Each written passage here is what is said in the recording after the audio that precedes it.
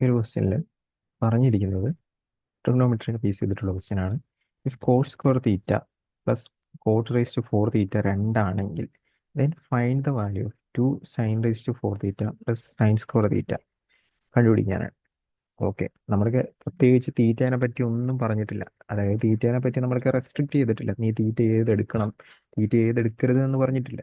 അപ്പൊ എനിക്കിത് കണ്ടുമ്പം തന്നെ മനസ്സിലായത് cot square theta plus cos raise to 4 theta 1 പറഞ്ഞെങ്കിൽ എനിക്ക് തീറ്റയ്ക്ക് 45 കൊടുത്താൽ മതി അല്ലേ?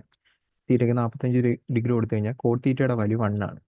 1 സ്ക്വയർ 1, ഇവിടെയും 1 സ്ക്വയർ 1.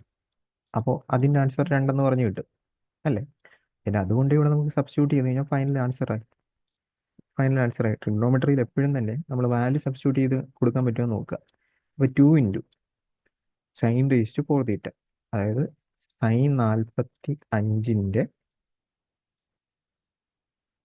ഫോർത്ത് പവർ 1/√2, 1/√2ൻ്റെ സ്ക്വയർ 1/2, അതിൻ്റെയും സ്ക്വയർ 1/4 പ്ലസ് ഇപ്പുറത്ത് എത്ര വരും? 1/2 വരും. കട്ട് ചെയ്തു. അപ്പോൾ അരയും 1/2 പ്ലസ് 1/2 1 ആയിരിക്കും ഈ ഒരു ക്വസ്റ്റിൻ്റെ ഫൈനൽ ആൻസർ ആയിട്ട് വരുന്നത്.